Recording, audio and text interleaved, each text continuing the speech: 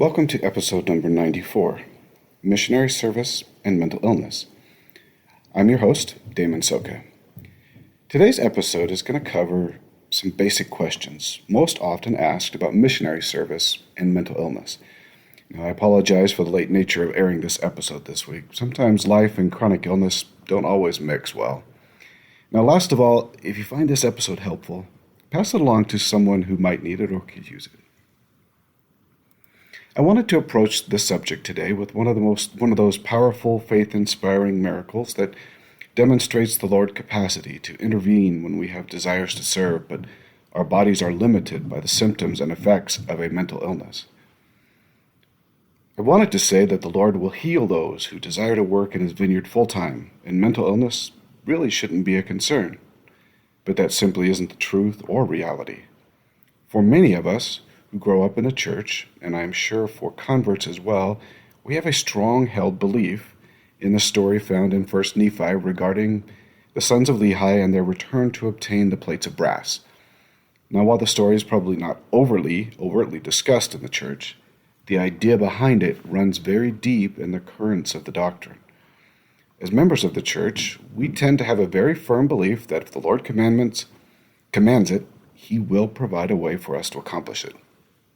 Now, I have no doubt of this truth, and that the Lord does fulfill His promises, but that really brings us to the central problem of missionary service and mental illness. Now, of course, the first question is always the most difficult, but in this case, I think it's going to help set the stage for some of the other questions that are going to follow. This is a question. If what has been written about Nephi's assignment with his brothers to obtain the brass plates is true, or perhaps better stated, if the Lord will help us when He's given us a commandment, why could I not overcome my mental illness so that I could finish out my missionary assignment? This question becomes more poignant when we think about the many reasons why we could have failed in our effort to overcome our mental illness. We didn't have enough faith. We weren't faithful enough. We didn't keep the mission rules to exactness. We didn't study right. We didn't listen right. We didn't feel right. We weren't developed or fully developed in our ability to hear and receive spiritual messages. We weren't strong enough. Now the list continues with its condemnatory and egocentric perceptions of our own personal weaknesses and deserving punishments. We tend to blame ourselves when we feel the weight of the calling and our own inabilities, weaknesses, and, of course, in this case, mental illness. Now, the weighing of the calling is not the issue. The weight of the calling is not the issue, nor is some perceived spiritual weakness or sin. Most often, our problem is in our perception and application of a true principle in incorrect ways. So let us start with that true principle that the Lord will always provide the needed help when He has commanded us to serve. Now, in the Book of Mormon, we have the story of Nephi and the plates. We have the story of Ammon and his brethren, Alma and his successes, and the list goes on. The Book of Mormon is replete with success stories of the faithful. We idealize and really codify these messages internally in our discussions of spiritual nature and our laws of heaven when we gather at the church. They've become part of who we are as a membership in the Lord's church, so much so that we tend to expect that the Lord will always intervene if our desire is right, our hands are clean, and our lives are worthy. Now, I believe the truth that Nephi and the brass plates is a story worth repeating. There simply must be something else at work when it comes to mental illness, missionary service, and the Lord's intervention. Far too many young men, women, and even older couples have returned home bewildered, beaten, and really battered by the underlying current that living righteously will always bring the blessing one desires. And their desires have not been answered in the way they thought they would occur. So what else is at work? Why would the Lord issue a call and then allow a mental illness to cause such serious symptoms that the called missionary must return home before the expected completion date? Let me first start with all of the condemnatory questions that will arise in minds about faithfulness, worthiness, and past transgressions. For the most part, and I mean almost entirely, all of those condemnatory questions that arise when mental illness becomes a reality are not asked by the Lord to the one suffering, meaning that the Lord would not allow you to have a mental illness and then condemn you for not serving or completing your mission. He certainly would not throw doubting questions of lacking faith, lacking desire, and worthiness as the cause for a life that was not healed and a mission that was not completed. So those doubtful questions regarding sufficient faith should be discarded, along with those that tend to run in the same crowd. The answer is you were and are worthy, you did and do have enough faith to be healed, and the Lord did not break his promise to you. Now, the Lord's promises of help have actually always been qualified promises, meaning that we as human beings tend to be short-sighted, tend to be quick to run to praise, quick to ask for things we really shouldn't, and to have an answer before even asking the Lord a question. Now, if the Lord has given the calling, and we are doing our best, and ask for a specific blessing, of perhaps healing in this case, that does not come, then the Lord has not broken a promise, but has shown us his hand as to what he desires us to experience next. It is us humans who have placed this requirement that a particular blessing must be bestowed when a mission call is issued. For instance, when one is called to serve a full-time proselyting mission or service mission, and we read that it is expected that you will serve 2 years or 18 months, depending on the case, we turn this time frame into an immutable promise that God will not allow me to return home in under that time frame, which is actually very interesting but very untrue. The reality is there is no promise in the call that you will absolutely serve the entire time frame. The call is for the time frame the Lord sees fit, up to 18 to 24 months. But somehow, somewhere, we turn it into a belief that we did not have faith, enough faith. We were not strong enough, didn't have enough spiritual power. In the Lord's governance, one can be called for very short periods of time to serve in certain positions, as a springboard into the calling where the Lord would most like us to serve next. The greatest concern is really to the Lord is not our current calling, but our eternal salvation and the eternal salvation of those around us.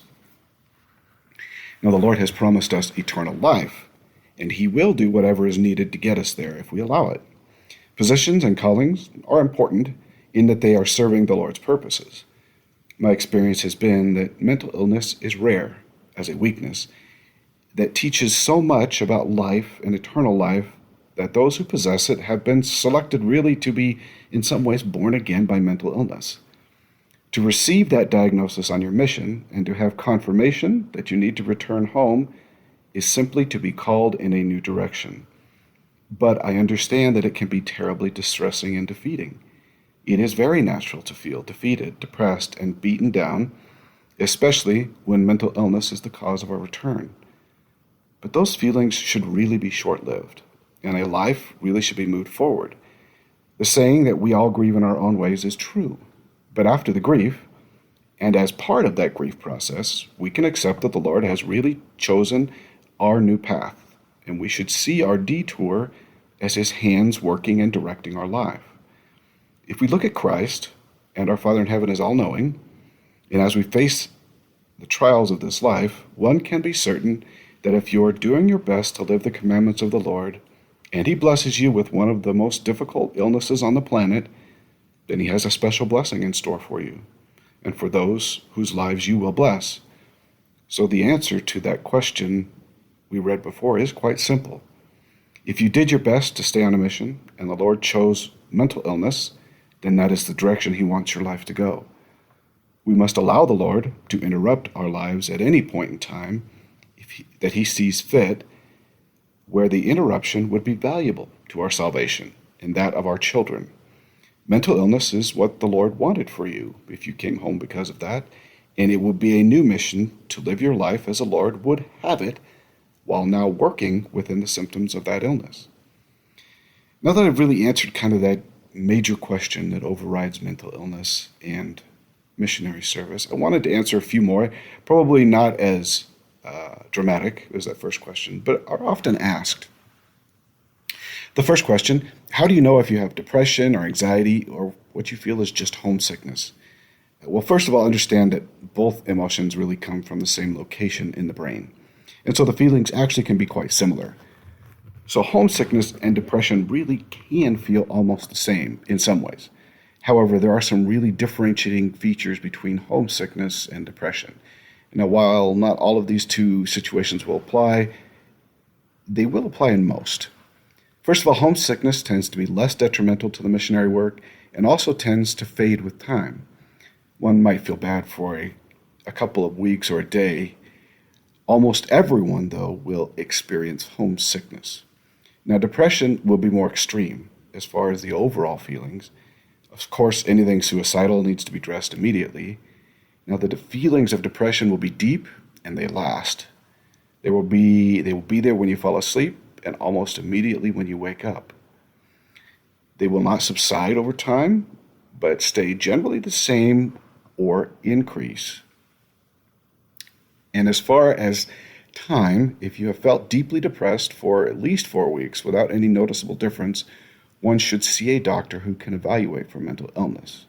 Also note that depression will come about when there's no specific cause, meaning that there might not be a cause for you to be depressed, other than perhaps the stress of the mission and your own body's genetic nature. Now, question number 2.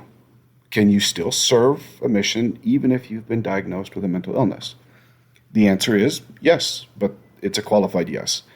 There will be some required qualifications and some additional interviews with a church psychologist to see if you are actually stable enough to go. You can still go, but I would recommend that anyone who has been diagnosed with a mental illness at least take a year and go to a university or somewhere far enough from home that you can't return frequently.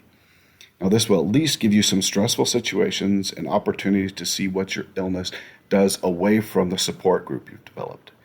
Now, I believe the church missionary department, beyond that, also allows for a 2-transfer mission still, which is about 3 months, to see if a proselyting mission will work with your illness. If the proselyting mission does not work with your illness, there are service missions available that will actually allow you to remain within your support group, but still serve in very meaningful ways.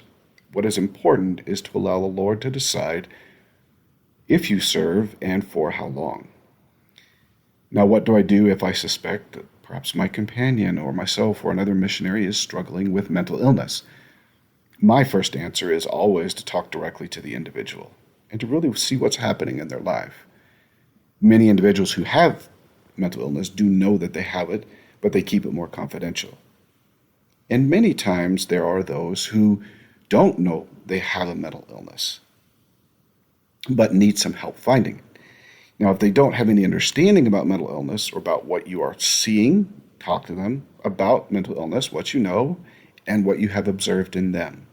Now, ultimately, it's really going to be up to the missionary and the mission presidents as to what happens next.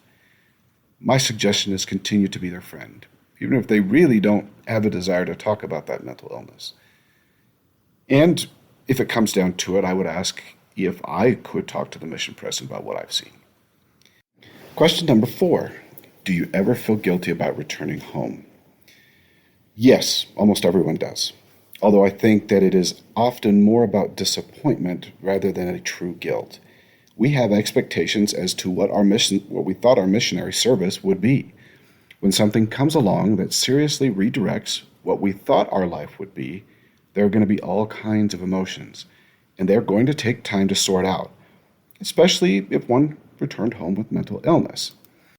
Now, just because someone has returned home doesn't mean that the depression and or the serious anxiety doesn't follow them. One of the more difficult weeks will be the week you return home or returned home, and obviously still had that depression or anxiety. You're going to feel shell-shocked, bewildered, lost, confused, as though you are missing something. These are all very natural feelings, and they're going to come with the mental illness more regularly and with more emotional content. The key to the weeks that will come after is really accepting that where you are is where the Lord wants you to be, and that you can move forward and accept this redirection phase of your life as an opportunity. Really, this is the time when the Lord will be nearer to you than any other in your life. And as you talk with Him, He will provide that needed help, strength, and revelation. Now, 5, what can I do to help myself or someone I might know who has come home earlier than expected for reasons of mental illness? The first thing you should probably do is get yourself educated about the particular illness that they have, or mental illness. There are many great resources online in the major healthcare websites, of course, and many published articles. That knowledge will be invaluable to you as you help them to process this new reality. The idea that the Lord has not broken his promises, and that it was he who brought them to this point in their lives, really needs to be spoken about often. The mission call and then the subsequent illness need to be discussed, as that is what the Lord desired for them and their life, that it was always planned to happen this way, and that the Lord expects that they will move forward while continuing to accept his guidance in their life.